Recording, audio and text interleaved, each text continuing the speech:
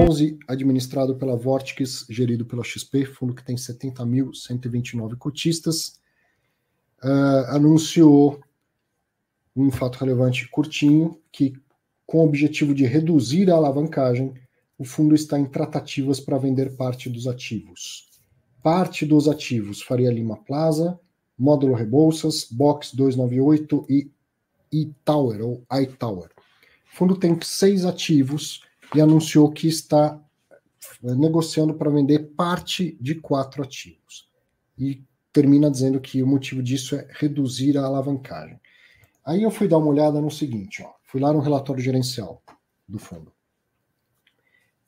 Super transparente, tem lá qual é a alavancagem do fundo. Ó. Tem para pagar 572 milhões e você vai ver lá a emissão em dezembro 20, junho 21, vencimento em dezembro de 35 e maio de 36 e maio de 26.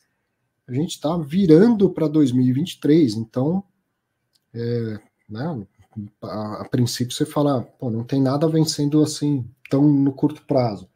E tem uma outra obrigação aqui, ó, que isso também é alavancagem, certo? Via CRI é alavancagem, mas comprar a prazo também é alavancagem. Você precisa pagar em parcelas também é alavanca. Então tem uma parcela para pagar aqui de 70 milhões do FL Plaza. Só que aí você pegar com um pouquinho mais de detalhes nas explicações dessa tabela aqui, ó, nas notas de rodapé, mas não que estejam escondidos, tem essa aqui que eu destaquei, ó. Esses 2 primeiros CRIs que aparecem na tabela, ó, as séries serão pagas no prazo de 180 meses, com a primeira parcela, a qual inclui amortização, juros remuneratórios e demais encargos financeiros, vencendo no 25º mês, a partir de dezembro de 2020. Então tá aí, falta o quê? 2 meses para chegar? Um ano, sim. Né? Chegou. Chegou uma conta grande para pagar e não tem dinheiro no caixa. Então, a alavancagem permitiu antecipar a compra do ativo, mas ela difere o pagamento pelo ativo. Ela não faz sumir a necessidade de pagar pelo ativo. E aí todo mundo fez isso contando que vou fazer uma nova emissão de cotas. Daqui, tem 25 meses para fazer uma nova emissão de cotas, pago a dívida, não preciso nem pré-pagar, vou só pagando a dívida, se ela o carregamento dela é positivo, não precisa nem pré-pagar. E maravilha, né? E tudo dá certo no fundo. 25 meses passaram, não conseguiu fazer a emissão, não vai conseguir. Faço uma emissão abaixo do valor patrimonial e honro. Se é 5, 10% abaixo do patrimonial, dá para encarar. Esse fundo está muito, muito abaixo do patrimonial. Então, ou ele se antecipa e vende imóveis no mercado, ou os imóveis serão executados. Eles não estão dados em garantia da dívida, e a dívida não está próxima de ser paga. Então, muito melhor que ele se antecipe e faça a operação. Outra coisa interessante, talvez o Losnak até saiba isso de cabeça. Quem é o comprador desses CRIs? Você sabe? Está em algum fundo de papel, Losnak? Cara, que eu me lembro era a Kinea. Então, acho que... A Kinea. Então, isso é uma coisa boa também. Quando o fundo deve, o fundo de tijolo deve para um fundo de papel, ele tem está tentando conectar na internet de antigamente, parecia o barulhinho do modem aí. Quando o fundo de tijolo deve para um fundo de papel, você tem ali um interlocutor que fala a mesma língua. Então, dá para o pessoal da Kinea parar, entender a operação e falar, não, tá bom, você não vai conseguir fazer essa emissão agora, mas daqui 1 ano talvez você consiga, então vamos dar uma pedalada nesse CRI, vamos resolver, vamos jogar esse problema um pouco mais para frente, e tudo bem, você não precisa nos pagar agora, a gente vai dar mais prazo, obviamente cobrando mais juros. Né? Essa conversa funciona melhor porque todo mundo conhece, não é porque todo mundo se conhece e que é uma conversa entre compadres, não é isso. É porque todo mundo conhece a realidade do mercado. Né? Entende melhor a situação de cada uma das partes. Mas fato é que o fundo anunciou esse fato relevante. Provavelmente só falou agora, que me parece cedo demais para falar, porque o comprador deve ser de grande porte também, isso vai parar no CAD e aí se torna público, né? Porque senão não vejo motivo para o gestor querer falar isso agora, né? Não interessa, não é bom para ele falar isso agora, não é o melhor momento para ele falar, mas ou já tem um documento assinado, um documento vinculante, que não está escrito isso no fato relevante, ou provavelmente vai sair no CAD, porque o comprador é grande, o fundo é grande, eu acho que é mais provável isso. Então eu nem tentei falar com o Carras, primeiro porque saiu ontem à noite, e segundo porque eu percebo que não é o momento. Agora, vendeu, a gente vai saber quanto vendeu, por quanto vendeu, quanto pagou da dívida, aí sim, aí interessa para o Carras falar, explicar o quanto mais. Então não vou ficar fazendo aqui inferências, vou torcer mais uma vez para que dê tudo certo, que sejam boas vendas, que gerem algum resultado para o fundo, mas não se assuste se for uma venda até que gere algum prejuízo, né? Pouco provável, mas pode até gerar algum prejuízo.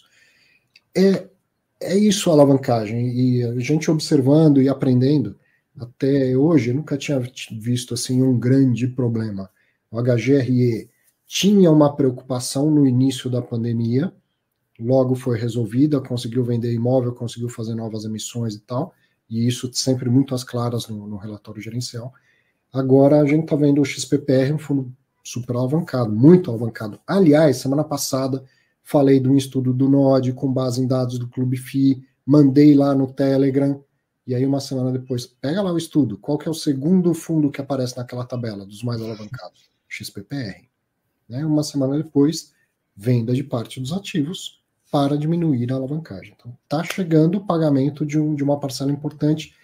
São detalhes que a gente vai aprendendo no dia a dia e com os tropeços do mercado.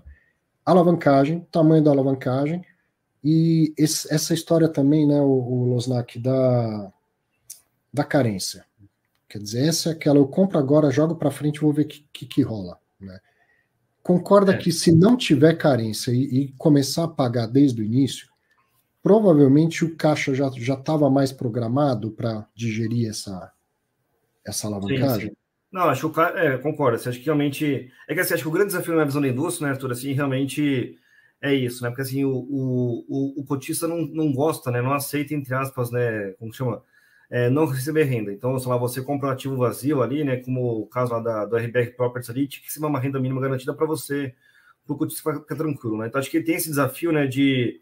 Da gente ir aos poucos, né? Vamos assim, educando, né? O cotista ali, né? O investidor de fundo imobiliário, falar, olha, dá para ganhar muito dinheiro nesse fundo aqui, nesse ativo aqui que eu vou comprar, mas, pô, vou ficar, sei lá, 6 meses, 1 ano com ele vazio, não sei. Então, acho que assim, tem que começar a ver isso, né? Se ele aceita ou não, porque senão a galera fica criando essas coisas malucas, né? Como o RMG, né? Como também esse negócio, né? De não ter a carência, de não ter carência nos primeiros 6, né? Sei lá, 12 ou 18 meses ali. Então, acho que assim, a galera vai inventando artifícios, né? Para realmente não dar problema pro fundo como um todo. Mas concordo com você, assim, acho que se a galera fala assim, ó, galera, então, eu vou comprar um ativo aqui, eu vou pagar, né, a dívida dele aqui, metade da dívida da compra do ativo é minha dívida, eu tenho que pagar a amortização da dívida todo mês, então saiba que vai sofrer um pouco o caixa do fundo. Então, acho que se tivesse, entre aspas, acho que assim, como chama?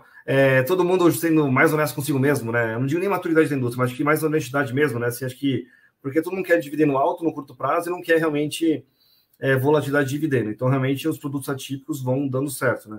Mas, assim, na minha visão, acho que concordo com você, assim, se tivesse a amortização, né, desde o começo, aí então ele fala, olha, galera, então, eu já estou pagando, sei lá, 10 milhões de reais de amortização todo mês, então vou pagar de novo mês que vem, né? Como ele não pagou, né, ele vai ter que pagar realmente uma coisa mais relevante agora, aí a galera começa a ficar preocupada. E como você, assim, muita gente, né, como você falou, né, você fez ali, né, muita gente faz também esse ranqueamento, né, de quem está mais alavancado. Você sabe, né, que inevitavelmente o cara mais alavancado vai ter que fazer oferta no futuro, né? E a solução de não fazer oferta, né, ou você faz uma dívida nova para pagar atual, então realmente você tem que vender ativos. Então, assim, acho que teve, né, assim, esse barulho ali, né, acho que desde o evento da XP, né, que teve, acho que foi em agosto, né, o Expert ali, que teve essa discussão, né, a galera fala assim, pô, né, quem está alavancado aqui, quanto cada fundo tem que pagar, não sei o que lá, nos próximos 12, né, 18 meses ali. e realmente tá todo mundo achando uma solução, né? Essa é a minha visão positiva da indústria. Acho que assim, Sim. ninguém tá, entre aspas, né, esperando a bomba explodir, tá? Então acho que é um ponto, uma visão, acho que positivo nisso, né? Mas assim, eu concordo assim que a indústria tem que ser um pouco mais, entre aspas, né, honesta consigo mesma, né, para falar, olha, galera, então eu comprei um ativo com equity, né, com dinheiro e com dívida, né? Infelizmente essa dívida aqui, em algum momento eu vou ter que pagar, né? É uma dívida perpétua. Então essa dívida aqui, né, como eu vou ter que pagar, vocês vão ter que ou me ajudar em uma oferta futura, ou então realmente eu vou ter que vender ou o próprio ativo ou outro ativo para pagar esse que eu comprei agora. Então, assim, acho que foi uma coisa. O Abud deu sorte, né, de vender bem mais caro do que ele comprou, né, 1 ano e meio, né, 1 ano e pouquinho depois. Foi uma coisa realmente que construiu fenomenal. Agora tem que ver ali, né, acho que assim, acho uma coisa boa a XP, né, tipo, falar para galera, eu sei que eu tenho dívidas que vão vencer, eu sei que tem que pagar aqui uma amortização ali no curto prazo, mas eu não estou dormindo. Tá? Então, acho que assim, ter a consciência que eu estou, né, assim, correndo atrás dos meus problemas aqui, não são fáceis de resolver, porque obviamente o mercado fechou para captação, né? Acho que tanto de dívida quanto de equity, né? Equity também está impossível, dívida está muito alta a taxa. Então, ele fala assim: ó, a solução que eu estou vendo agora, né, dos males o menor, que seria vender ativo. E acho que o grande desafio, na minha visão, né, Arthur, assim, como ele tem muita coisa em Alphaville e a Alphaville está muito ruim. Então também não dá para ele pegar uma Alphaville da vida e vender ali, né? Então, acho que ele vai ter que realmente vender uma parte da FL Plaza ali para conseguir vender bem, vender caro, né? E realmente falar para a galera, então assim, os meus problemas, sei lá, nos próximos 12 meses já foram resolvidos, eu não preciso vender outro ativo, sei lá, semana que vem. Então acho que, para mim, acho que é isso. Acho que teve como você falou, né, um blip ali, né, realmente que de 2 anos que eles esperavam fazer oferta não fez, né? E agora realmente vamos ver o que acontece para frente, né? Mas acho que é um ponto, assim, acho que eu acho bom, assim, a gestora, assim, ser transparente com os cotistas, assim, galera, tem um problema aqui, não esqueci do problema, eu vou resolver o problema de alguma maneira. Então, acho que foi um ponto, assim, na minha visão, que ele quis transparecer isso, né? Sim. E você estava falando do vender Alphaville que é difícil e tal. Não sei também, só intuindo por enquanto, não queria ficar fazendo muita especulação, mas se o comprador for um só para essas participações, me parece que também na negociação o XP está sendo hábil em falar, ó, tá bom, você quer levar o filé, mas tem que levar um pouquinho de preço junto. Entendeu? Não vou vender, pô, meu Faria Lima acabou de ficar pronto aqui e tal, eu sei que é isso que você quer comprar, mas aí eu vendo esse, continuo com uma vacância, com uma alavancagem lá, vamos, né, toma fazer lá um na mix, cara, né? leva filé e leva osso junto, né? Não Quem sei. falava isso era a CCP, que virou sim agora, né? Então ela falava assim: pô, você quer comprar meu ativo aqui no shopping, né? O Estado de São Paulo, lá na Paulista? Então compra também outros shoppings aqui que eu tenho na carteira que não são, entre aspas, os melhores, né? E foi indo, né? Assim, acho que umas vezes deram certo lá, né? Com o próprio XP Malls ali, né? XPML 11 ali. E aí tá, assim, a evolução era essa, como você falou, né? Tipo, pega o osso, também pega o filé mignon, né? Acho que só o filé mignon não pode, mas também só o osso não pode. Então acho que faz uma mistura ali para a gente, todo mundo sair feliz, né? Isso aí. Pegar alguns comentários e perguntas que eu vi aqui em relação a essa questão. Manuelito Ribeiro perguntou se não está na hora dos gestores colocarem no relatório gerencial as simulações com os resultados dessas alavancagens. Como estariam os fundos hoje sem as alavancagens? Eu acho até, Manuelito, que o CSHG coloca. Não sei se o que eles põem lá é o que você está imaginando ou se está de acordo com as suas expectativas. Não, acho que ele está perguntando assim, vamos falar que eu tinha um fundo em 2019, eu me alavanquei em 2020 porque eu comprei um ativo X em 2020. Se eu não tivesse me alavancado, não tivesse lá comprado esse ativo, né, como seria o fundo, né, esse ativo? Acho que é meio complicado, né, porque você realmente, como chama?